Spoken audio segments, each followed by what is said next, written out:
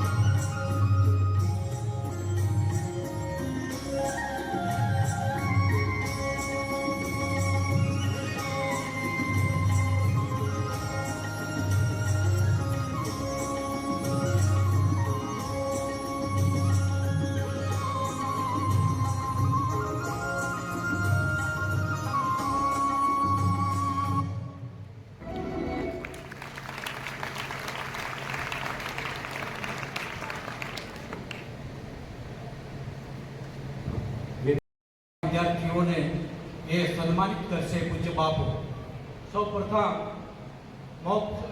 મોબાઈલની એપ્લિકેશનની વેબસાઇટનું નવીનીકરણ કરવાનું કામ રમણા અશ્વિનભાઈ વિનુભાઈએ કર્યું છે. જોરદાર તાળીઓથી વધાવી પધારો અશ્વિનભાઈ.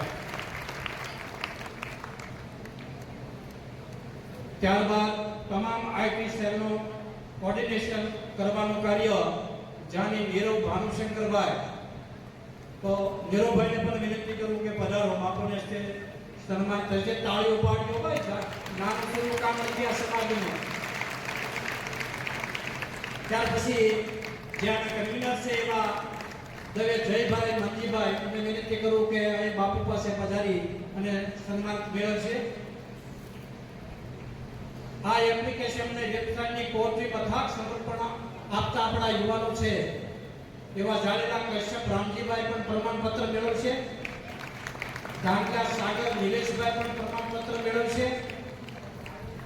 ભટ્ટ અનિકેત લવજીભાઈ પણ પ્રમાણપત્ર મેળવશે.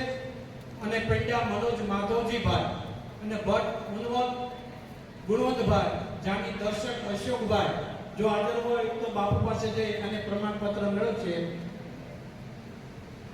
તમામ એપ્લિકેશન સામે બોર્ડ મારેલા છે, લોન્ચ કરી અને એમાં તમારું જે રજીસ્ટ્રેશન કરાવજો. કારણ કે આ જે વિદ્યાર્થીઓ છે ખૂબ મહેનત કરી છે અને બધું કામ હવે આપણે ટેકનોલોજી મારફત આવતા વર્ષે થશે એવી ખાતરી આપી છે. આપણે ફક્ત શિક્ષણ અને સંસ્કારનું જ કામ કરવાનું છે. એક એજ્યુકેશનથી આ સમાજ પાછળ ન રહે અને એક સંસ્કારની પાછળ ન રહે. આ બે કાર્ય થશે તો બીજું ઓટોમેટિક આવી જશે. બસ અસ્તુ. હવે ભાઈ જાગીભાઈ પાછું સંચાલન આપણે વિદ્યાર્થીનો સન્માનિતનો દૂર આગળ ચલાવે. પૂજ્ય નરેશભાઈ